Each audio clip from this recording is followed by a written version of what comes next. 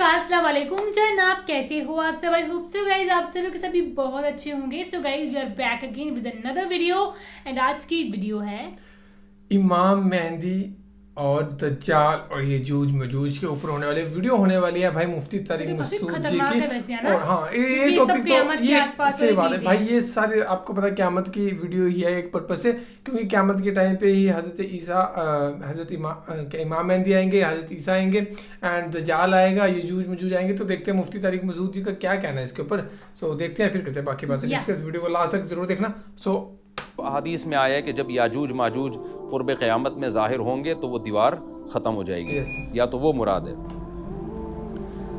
वतरकना बादहुम यौमइज़ यमूजु फ़ी बाद, और हम इनमें से बाज़ को, यानी जो याजूज माजूज हैं इनमें से बाज़ को, यौमइज़ जिस दिन ऐसा होगा, जिस दिन अल्लाह का वादा आएगा और ये दीवार टूटेगी, यमूजु फ़ी बाज़िन, हम इनको ऐसा कर देंगे कि ये एक दूसरे में घुस रहे होंगे। ये मज़मून अहादीस में आया है। देखें कुरान में और अहादीस सहीहा में जो याजूज माजूज और इस दीवार का हमें मिलता है ना, मैं सिर्फ उसको आपके सामने बयान करूँगा। बाकी इस बारे में डिटेल में आप जाएंगे तो बहुत कुछ आपको इंटरनेट पे भी मिल जाएगा, मुफस्सिरीन की किताबों में भी मिल जाएगा, और लोगों की अपनी अपनी तहकीकात हैं, अपने अपने तबसरे हैं। ना मैं उन तबसरों को सही कह रहा हूँ ना गलत कह रहा हूँ, किताबें भरी हुई हैं, वो आप जाएँ पढ़ें उसको। लेकिन जितनी बात कुरान से और सही अहादीस से याजूज माजूज के बारे में साबित होती है, मैं सिर्फ उसको आपके सामने अभी पेश कर रहा हूँ। पहला अकीदा तो ये साबित होता है कि याजूज माजूज एक कौम है, इंसान है, वो कोई इंसानों के अलावा कोई अलग मखलूक नहीं है, लेकिन हैं बड़े फसादी। दूसरी बात, ये बहुत कदीम है। ज़ुल्करनैन जब गए तो उससे पहले की ये कौम है और ज़मीन में पहले से फसाद मचा रही है, लेकिन बहुत ज़्यादा उनकी कसरत नहीं थी जितनी कसरत क़ुर्ब क़यामत में होगी, क्योंकि नस्ल उनकी बहुत तेज़ी के साथ बढ़ रही है। तीसरी बात यह है कि अल्लाह ने उनको दुनिया के किसी हिस्से में रख के छुपा दिया है। छुपाया इसलिए है कि उनके ज़ाहिर होने का एक टाइम है, और वो है हज़रत ईसा अलैहिस्सलाम का दौर। हज़रत ईसा इब्न मरियम के दौर में याजूज माजूज ज़ाहिर होंगे। तो इसी को आप चौथा पॉइंट भी कह सकते हैं। तीसरा पॉइंट क्या हो गया कि उनको छुपा दिया गया है। लिहाजा ये जो लोग कहते हैं ना याजूज माजूज दरियाफ्त हो गए, फ़ला जगह है फ़ला जगह है, तो भाई हमें जब एक चीज़ छुपा दी गई है और एक टाइम बता दिया गया है कि उस टाइम पे ज़ाहिर होंगे, तो उससे पहले वो दरियाफ्त हो ही नहीं सकते। पहले दरियाफ्त हो गए तो इसका मतलब नबी सल्लल्लाहु अलैहि वसल्लम की गोया पेशगोई गलत हो गई। तो जो जिसका टाइम है उसी टाइम पे वो ज़ाहिर होंगे। चौथी बात मैंने जैसे बताई कि हज़रत ईसा अलैहिस्सलाम के दौर में वो ज़ाहिर होंगे। पाँचवीं बात, सही हदीस से ये बात साबित है कि याजूज माजूज वो जो दीवार बनी थी उसको चाटते रहते हैं, ख़त्म करते हैं। अब चाटना का जो लफ्ज़ हदीस में है उससे मुराद ज़बान से चाटना भी हो सकता है, और ये किनाया भी हो सकता है कि उसको ख़त्म करने की कोशिश में लगे हुए हैं। और ऐसे चाटना, जब हम कोई चीज़ चाटते हैं ना तो बहुत थोड़ी थोड़ी वो ख़त्म होती है। तो इतनी मोटी इतनी बड़ी दीवार है कि वो उन्होंने अपनी स्ट्रगल और अपनी मेहनत नहीं छोड़ी है, तो वो दीवार को किसी न किसी तरीके से घिसाई में उसके लगी रहते हैं। तो ज़बान से भी चाटना हो सकता है और किसी और तरीके से उसको ख़त्म करने की कोशिश भी मुराद हो सकती है। और हदीस में आता है कि एक दिन आएगा, वो जब ख़त्म होने वाली होती है ना, तो वो कहते हैं कि हम कल इसको दोबारा शुरू करेंगे और कल हम इसको ख़त्म कर देंगे। लेकिन वो अल्लाह ताला अपनी कुदरत से दोबारा उस दीवार को उतना ही मोटा कर देते हैं जितना ज़ुल्करनैन ने किया था। तो क़ुर्ब क़यामत में जब हज़रत ईसा अलैहिस्सलाम का ज़ुहूर होगा तो वो ये कहेंगे हम इंशाअल्लाह इसको कल ख़त्म करेंगे। तो इंशाअल्लाह का लफ्ज़ जब इस्तेमाल करेंगे, क्योंकि वो कौम है काफिर, वो अल्लाह पे एतमाद करना, अल्लाह पे तवक्कुल करना ये चीज़ नहीं है। जैसे काफिर तो नहीं कहेगा ना अल्लाह ने चाहा तो वो अल्लाह पे यकीन नहीं रखते। तो वो जब अल्लाह का नाम लेंगे और कहेंगे कि अल्लाह ने चाहा तो हम इसको कल ख़त्म कर देंगे, तो फिर इस्लाम की वजह से वो दीवार ख़त्म हो जाएगी। इसकी मिसाल ऐसे जैसे हदीस में आता है, पिछली कौमों में एक नौजवान था जो जादूगर के पास भी जाता था और राहिब के पास भी जाता था, जिसका सूरह बुरूज में तज़किरा है, वस्समाइ ज़ातिल बुरूज में।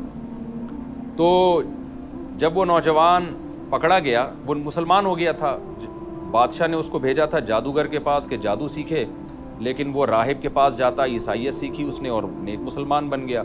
तो बादशाह ने उसको कत्ल करने की हत्तल इम्कान कोशिश की, मगर वो कत्ल नहीं हो पा रहा था। बादशाह उसने उसको पहाड़ पे भेजा अपने सिपाहियों को लेके कि पहाड़ से ले जाके इसको गिरा दो, लेकिन अल्लाह ने मदद की कि वो सिपाही गिर गए, ये बच गया। बादशाह ने हुक्म दिया इसको समंदर में ले जाके गर्क कर दो, वो सारे सिपाही गर्क हो गए, ये बच गया।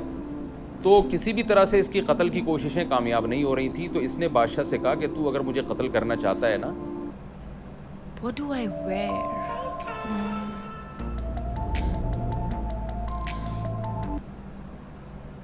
تو چوک پہ کھڑا کر کے تیر مجھے مار اور کہے کہ بسم اللہ و ربی ھذا الغلام، اس نوجوان کے رب کے نام سے میں اس کو قتل کرتا ہوں، تو اللہ کا نام لے کے مجھے مارے گا تو میں قتل ہو جاؤں گا۔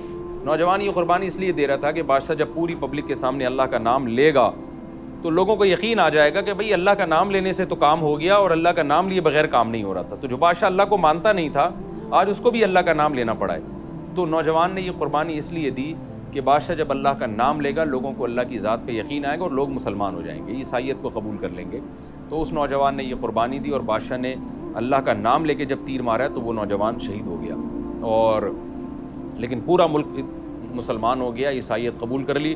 اور سورہ بروج میں پھر اللہ نے ان کا تبصرہ کیا، ان کا واقعہ بیان کیا ان کے بارے میں کہ کیسے بادشاہ نے خندقیں کھود کھود کے پوری قوم کو جو ہے وہ جو دین سے پیچھے نہیں ہٹے ان کو کس طرح سے آگ میں پھینک دیا ان سب کو۔ تو اس سے پتہ چلتا ہے کہ کافر بھی بعض دفعہ جب اللہ کا نام لیتا ہے نا تو اس کو دنیاوی فائدہ ہو جاتا ہے۔ تو یاجوج ماجوج بھی تنگ آ کر پھر اللہ کا نام لیں گے اور کہیں گے اللہ نے چاہا تو ہم اس دیوار کو کل ختم کر دیں گے، اور بالآخر وہ دیوار ختم ہو جائے گی۔ پھر قرآن کے الفاظ ہیں آگے کہ جب یہ دیوار ختم ہوگی وَتَرَكْنَا بَعْضَهُمْ يَوْمَئِذٍ۔ اچھا ہاں، میں بتا رہا تھا کہ حدیث سے کیا پوائنٹ پتہ چلتے ہیں، تو یہ 5 پوائنٹ ہو گئے۔ چھٹا پوائنٹ یہ کہ حضرت عیسیٰ ہی کے دور میں یہ کسی وبا کے ذریعے ہلاک ہو جائیں گے۔ حضرت عیسیٰ علیہ السلام اتنے زیادہ ہوں گے کہ ان سے لڑنا ممکن نہیں ہوگا، جیسے کہ قرآن میں بھی آ رہا ہے وَتَرَكْنَا بَعْضَهُمْ يَوْمَئِذٍ يَمُوجُ فِي بَعْضٍ، ہم ان میں سے بعض کو بعض کے اندر گھسا دیں گے، اتنی کثرت سے ایک دوسرے میں، اب آبادی کی کثرت بہت ہوگی ان کی، گھسے ہوئے ہوں گے ایک دوسرے میں، یہ جیسے چیونٹیاں اور مکوڑے ہوتے ہیں، تو ان سے لڑنا ممکن نہیں ہوگا۔ تو حضرت عیسیٰ علیہ السلام لوگوں کو لے کے کوہ طور پہ چلے جائیں گے، اور باقی مسلمان وہ اپنے اپنے گھروں کے اندر بند ہو جائیں گے، اور پھر اللہ کی طرف سے ایک وبا آئے گی، اور اس وبا میں یہ سارے کے سارے ہلاک ہو جائیں گے۔ اور پھر جب ہلاک ہو جائیں گے تو اتنی زیادہ ان کی لاشیں زمین پہ ہوں گی، اتنی زیادہ کہ انسانی آبادی ان کی لاشوں سے متعفن ہونا اور بیمار ہونا شروع ہو جائے گی، ان کی لاشوں سے بدبو اٹھے گی، اور ظاہر ہے انسان ہوں گے یہ، تو اس کی وجہ سے جو زمین کا ماحول خراب ہوگا۔ پھر حضرت عیسیٰ علیہ السلام اللہ سے دعا مانگیں گے کہ اللہ تعالیٰ ان کو کسی طرح ٹھکانے لگائے، کوئی انتظام کرے۔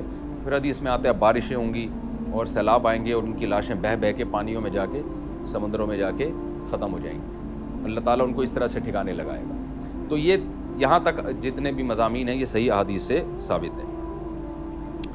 تو قرآن کہتا ہے وَتَرَكْنَا بَعْضَهُمْ يَوْمَئِذٍ يَمُوجُ فِي بَعْضٍ، ہم ان میں سے بعض کو بعض میں چھوڑ دیں گے، بہت کثرت ہوگی۔ وَنُفِخَ فِي الصُّورِ، اور پھر سور پھونکا جائے گا۔ قرآن میں تو یہ کہ سور پھونکا جائے گا، ایسے لگ رہا ہے جیسے فوراً پھونکا جائے گا، مگر احادیث میں تفسیر ہے کہ فوراً نہیں پھونکا جائے گا۔ یاجوج ماجوج قیامت کی نشانیوں میں سے ایک بہت بڑی نشانی ہوگی، یعنی یہ اس بات کی علامت ہوگی کہ اب قیامت بہت قریب ہے۔ تو حضرت عیسیٰ ابن مریم علیہ السلام جب نازل ہوں گے، میں تھوڑی سی ترتیب بیان کر دیتا ہوں کہ کیونکہ بات یاجوج ماجوج کی چل رہی ہے تو اس سے منسلک جو واقعات ہیں جو اس دور میں ہوں گے وہ بھی میں اسی لیکچر کے ضمن میں بیان کر دیتا ہوں۔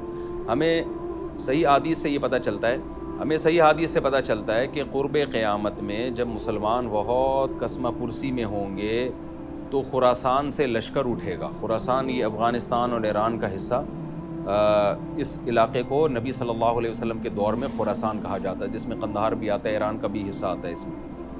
تو یہاں سے لشکر اٹھے گا، مجاہدین لڑیں گے بہت بڑی تعداد میں، دنیا میں جہاد ہوگا، مسلمان ظلم کی چکی میں پس کے تنگ آ چکے ہوں گے، اور لڑتے لڑتے حدیث میں آتا ہے اتنی بڑی بڑی لڑائیاں ہوں گی کہ 1/3 مسلمان شہید ہو جائیں گے اس میں، 1/3 مجاہدین جو لڑنے والے ہوں گے، اور 1/3 جو ہوں گے وہ میدان جنگ سے بھاگ جائیں گے، اور 1/3 کو اللہ فتح عطا فرمائے گا۔ تو جو 1/3 میدان جنگ سے بھاگ جائیں گے، نبی صلی اللہ علیہ وسلم نے فرمایا ان کی توبہ کبھی قبول نہیں ہوگی۔ جو 1/3 شہید ہو جائیں گے وہ افضل ترین شہداء ہوں گے اس وقت کے، اور 1/3 کو اللہ تعالیٰ غلبہ عطا فرمائیں گے۔ ایک واقعہ تو ہمیں قرب قیامت میں نبی صلی اللہ علیہ وسلم سے یہ ملتا ہے صحیح حدیث سے۔